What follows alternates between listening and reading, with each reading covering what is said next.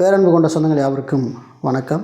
சமீப காலமாக வருவாய்த்துறை அலுவலர்களும் நில அளவை துறையை சார்ந்தவர்களும் போராட்டத்தில் இறங்கியிருக்காங்க. அது காலவரையற்ற போராட்டம் அப்படின்னு சொல்லியிருக்காங்க. ஒரு 9 விதமான கோரிக்கைகளை முன்வைத்து அவங்க போராட்டங்களை முன்னெடுத்துருக்கிறாங்க. உங்கள் மாவட்டங்களில் போராட்டம் பண்ணுறாங்களா என்னென்னு தெரியல. நான் இப்போ ரீசெண்டாக எங்கள் ஏரியாவில் ஒரு பட்டா இஷ்யூ தொடர்பாக மண்டல துணை வட்டாட்சியர் அவர்களை தொடர்பு கொள்ளும்போது நாங்கள் போராட்டத்தில் இருக்கோம் அப்படின்னு சொன்னாங்க. அதே போல் ஒரு டெத்து சர்டிஃபிகேட்டு வாங்கணும் அப்படின்னு தொடர்பாக நம்ம கிராம நிர்வாக அலுவலர் தொடங்கும்போது அவங்களும் நாங்களும் போராட்டத்தில் இருக்கோம் அப்படின்னு சொன்னாங்க. அப்புறம் எங்கள் ரெவன்யூ டிபார்ட்மெண்ட் விஓவுக்கு கால் பண்ணி ஒரு சம்மந்தமாக பேசும்போது அவங்களும் நாங்கள் போராட்டத்தில் இருக்கேன்னு சொன்னாங்க. அப்போ நம்மளுக்கு 100% கன்ஃபார்ம் ஆகிடுச்சு. என்னென்னா வருவாய்த்துறை அலுவலர்கள் கன்ஃபார்மாக போராட்டத்தில் இருக்காங்க. சார் நிறைய பணி சுமைகள் தேங்கி இருக்கிறது மட்டும் நம்மளுக்கு நல்ல விதமாக தெரியுது. ஸோ இந்த வீடியோட நோக்கம் என்னென்னா அவர்கள் எந்த கோரிக்கைக்காக போராடுகிறார்கள் என்பதை நாம் அறிந்து கொள்ள வேண்டியது அவசியமாக இருக்குது. வருவாய்த்துறை அலுவலர்கள் அப்படின்னு சொன்னாவே மக்கள் மத்தியில் ரொம்ப அன்பும் மதிப்பும் மரியாதையும் நிறைய இருக்குது.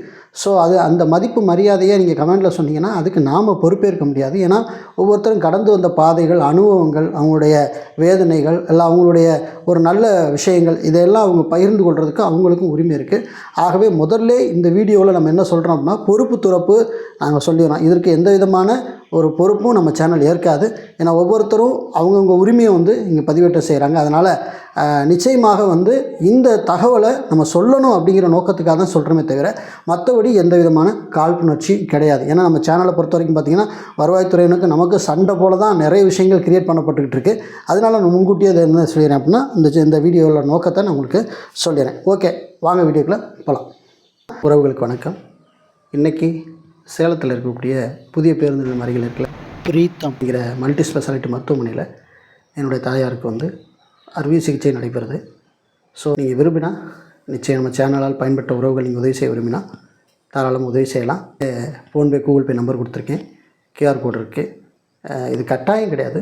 ஒரு சப்போர்ட் உங்கள் மூலம் கிடைச்சா எனக்கு கொஞ்சம் உதவியாக இருக்கும். நன்றி. கிட்டத்தட்ட 9 விதமான கோரிக்கைகளை முன்வைத்து அவங்க போராடுறாங்க அப்படின்னு சொல்லியிருக்காங்க.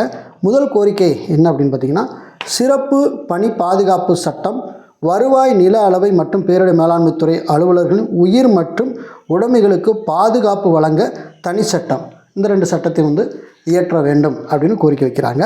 ரெண்டாவது கோரிக்கை, மேம்படுத்தப்பட்ட ஊதியம், வட்டாட்சியர் முதல் அலுவலக உதவியாளர் வரை அனைத்து நிலை பணியாளர்களுக்கும் பணிப்பளிவிற்கு ஏற்ப மேம்படுத்தப்பட்ட மற்றும் தனி ஊதியம் வழங்க வேண்டும் அப்படின்னு சொல்லியிருக்காங்க. 3, கிராம உதவியாளர்களுக்கு காலமுறை ஊதியம், கிராம உதவியாளர்களுக்கு வரையறுக்கப்பட்ட காலமுறை ஊதியம் மற்றும் இதர சலுகைகள் வழங்க வேண்டும் அப்படின்னு சொல்லியிருக்காங்க.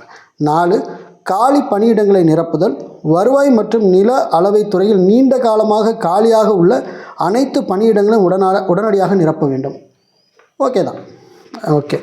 அடுத்து 5, ஓய்வூதிய பங்களிப்பு ரத்து, தமிழ்நாடு உறுதியளிக்கப்பட்ட ஓய்வூதிய திட்டத்தில் அதாவது சிபிஎஸ் ஊழியரிடமிருந்து பிடிக்கப்படும் 10% பங்களிப்பை ரத்து செய்ய வேண்டும் அப்படின்னு சொல்லியிருக்காங்க. 6, கருணை அடிப்படையில் பணி நியமனம், கருணை அடிப்படையில் வழங்கப்படும் பணி நியமனங்களுக்கான ஒதுக்கீட்டை 5%லிருந்து 25% உயர்த்த வேண்டும் அப்படின்னு சொல்லியிருக்காங்க.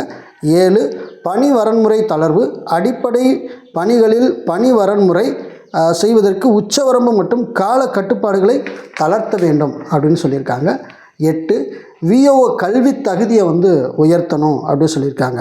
கிராம நிர்வாக அலுவலர் பதவிக்கான குறைந்தபட்ச கல்வி தகுதியை, அதாவது டிகிரி பட்டப்படிப்பு வரைக்கும் உயர்த்த வேண்டும் அப்படின்னு ஒரு கோரிக்கை வச்சுருக்கிறாங்க. 9, பதவி பெயர்கள் மாற்றம், இளநிலை மற்றும் முதுநிலை வருவாய் ஆய்வாளர்களின் பதவி பெயர்களை மாற்றியமைப்பதற்கான அரசாணையை விரைந்து வெளியிட வேண்டும் அப்படின்னு சொல்லியிருக்காங்க. இந்த 9 விதமான கோரிக்கைகளை முன்வைத்து இன்றைக்கி நம்ம வருவாய்த்துறை அலுவலர்கள் போராட்டத்தில் இறங்கி இருக்கிறாங்க. தற்போது எலெக்ஷன் வரக்கூடிய ஒரு சூழ்நிலையில் நிச்சயமாக எல்லா அரசு அலுவலர்களுமே போராட்டம்னு அறிவிச்சிட்டே இருக்கிறாங்க. ஏற்கனவே நம்ம கிராம ஊராட்சியில் பணி செய்யக்கூடிய ஊராட்சி செயலாளர்கள் எல்லாமே போராட்டத்தில் முன்னெடுத்தாங்க. ஸோ அவங்களுக்கெல்லாம் என்ன பனிஷ் பண்ணாங்க அப்படின்னா, யூனியன் விட்டு யூனியன் ட்ரான்ஸ்ஃபர் பண்ணாங்க, மாவட்டம் விட்டு மாவட்டம் கூட ட்ரான்ஸ்ஃபர் பண்ணியிருக்காங்க. ஸோ அப்படிப்பட்ட நிகழ்வு இருந்துச்சு. ஒரு சில பேரை பணியிடை நீக்கம் செஞ்சுருக்காங்க. ஸோ இந்த மாதிரி தகவலும் எங்கேருந்து வருது அப்படின்னு பார்த்திங்கன்னா, இந்த ஊராட்சி செயலாளர்கள் அந்த நட்பு வட்டத்திலேருந்து நம்மளுக்கு கிடைக்கப்பட்டிருக்க தகவல். அண்டை மாவட்டமான பக்கத்தில் இருக்கக்கூடிய சிவகங்கையில் அந்த நிகழ்வு நடந்திருக்கு, நம்ம மாவட்டத்தில் இந்த நிகழ்வு நடந்திருக்கு, தமிழ்நாடு முழுவதும் எண்டே இருந்த நிகழ்வு நடக்கும் நினைக்கிறேன். ஆகவே ஏற்கனவே தலைமைச் செயலாளர் முருகானந்தம் அவர்கள் என்ன சொல்லிட்டாங்கன்னா, போராட்டம் பண்ணால் நிச்சயமாக அவங்களுக்கு தண்டனைகள் உண்டு, பனிஷ் உண்டு அப்படின்னு சொல்லியிருந்தாங்க. போராட்டத்தை நீங்கள் நிறுத்தணும், எதாக இருந்தாலும் அரசுக்கிட்ட நேரடியாக நீங்கள் பேச்சுவார்த்தைக்கு வரணும் அப்படின்னு சொல்லியிருந்தாங்க. ஸோ இதெல்லாம் பொருட்படுத்தாமல் வருவாய்த்துறை அலுவலர்களும் நில அளவைத்துறை அலுவலர்களும் கால வரையறையற்ற அந்த போராட்டத்தை முன்னெடுத்திருக்கிறாங்க. ஸோ இந்த 9 விதமான கோரிக்கைகளில் எது நியாயமானது, எது சரியானது அப்படின்னு நீங்கள் நினச்சிங்கன்னா உங்களுடைய கமெண்ட்டை வீடியோவில் நாங்கள் வரவேற்கிறோம். அதை தாண்டி ரொம்ப நிதானமாக நீங்கள் கமெண்ட் எழுதணும் அப்படின்னு நான் கேட்டுக்கிறேன். நிறைய பேர் நிச்சயமாக நான் தொடர்ச்சியாக பார்க்குறேன், வருவாய்த்துறையில் நிறைய பேர் பாதிக்கப்பட்ட நபர்களை தான் நான் சந்திக்கிறேன் அதிகமாக. அதனால் நிறைய பேரோட தங்களோட வகுத்தறிச்சலை வந்து கண்டிப்பாக கமெண்ட்டில் எழுதுவீங்க. ஸோ எழுதும்போது ரொம்ப டீசெண்டாக எழுதுங்க. இதை ஏன்னா கண்டிப்பாக நம்ம இந்த வீடியோவையும் கூட வருவாய்த்துறை அலுவலர்கள் கண்காணிப்பாங்க. அப்படி பார்க்கும்போது என்னடாது மக்கள் மத்தியில் நம்மளுக்கு இவ்வளவு நல்ல விஷயங்கள் கிடைக்குது, இல்லை நெகட்டிவ் கிடைக்குது அப்படிங்கிறத அவர்கள் அறிந்து கொண்டு மேபி அவங்க ஒரு சில விஷயங்களை அவங்க சரி பண்ணிக்கிறதுக்கு ஏதுவாக இருக்கும்.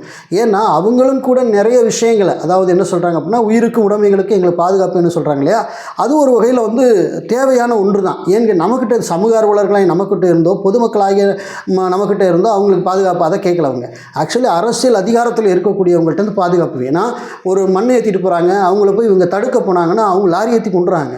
அவங்க அதே சமயத்தில் வந்து ஏதாவது அவங்க இல்லீகல் பண்ணும்போது அரசியல்வாதிகளோ அல்லது தொழில் செய்யக்கூடிய நபர்களோ அவங்க வந்து போய் கேட்கும்போது அவங்க ஆஃபீஸ் பூந்தே வந்து என்ன செய்கிறாங்கன்னா கொலை செய்கிறாங்க. உண்மையிலே நடந்துச்சு இல்லையா? இப்போ நம்ம பிரான்சிஸ் சேவியர் கிராம நிர்வாக அலுவலர்கள்லாம் கொலை உள்ளே பூந்து கொலை செஞ்சாங்க. அதே போல் எத்தனையோ வந்து தாசில்தார் லாரி விட்டு ஏற்றிருக்காங்க. ஸோ அந்த மாதிரி சுச்சுவேஷன்லாம் நிறைய நடக்குதுல்ல. அதனால் அவர்களும் மனிதர்கள் தான். எங்களுக்கும் உயிருக்கும் உடைமைக்கும் பாதுகாப்பு வேணுங்கிற சட்டத்தை அவர்கள் ஏற்றச் சொல்வதும் நியாயமான ஒன்று. அதையும் தாண்டி மக்களுக்கான பணிகளை வருவாய்த்துறை அலுவலர்கள் தங்கு தடை இல்லாமல் செய்யணும் அப்படிங்கிறது தான் நம்மளுடைய ஆசையும் விருப்பமாக இருக்குது. இப்போ இதனால் எத்தனை சான்றிதழ்கள் பாதிக்கப்பட்டிருக்கு பாருங்கள்.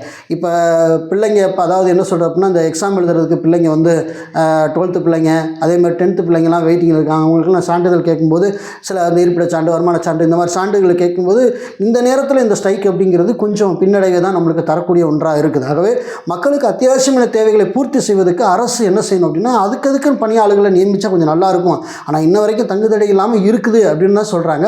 அதே சமயத்தில் இப்போ ரீசெண்டாக பார்த்தீங்கன்னா டிபிசிலலாம் வந்து என்னென்னா நெல் போடுறதுக்கு அடங்கல் வந்து விஓ எழுதி கொடுக்கணும். ஸோ அப்படி எழுதி கொடுக்க ஆள் இல்லாமல் அந்த நெல்லுலாம் தேங்கி கிடக்குதுங்கிற குற்றச்சாட்டும் போது அந்த டிபிசிலேருந்து வருது. ஸோ அந்த மாதிரி வருவாய்த்துறை அலுவலர்கள் சார்ந்து அல்லாமல் நம்மளால் எதுவுமே செய்ய முடியாது. அதனால் அவர்கள் கூடிய விரைவோட கோரிக்கையெல்லாம் அரசு ஏற்றுக்கொண்டு அதில் எது முடியும் எது முடியாதுன்னு அரசு தீவிரமாக ஆலோசனை செய்து அந்த போராட்டத்துக்கு ஒரு முடிவு கட்டினா நல்லது அப்படின்னு நினைக்கிறேன். இதை குறித்து உங்களோட மேலான தகவல்களை இந்த வீடியோவில் நீங்கள் கமெண்ட்டில் பதிவு பண்ணுங்கள். மீண்டும் நல்ல தகவல்களை வேறு இடம் சந்திக்கிறேன். நன்றி, வணக்கம்.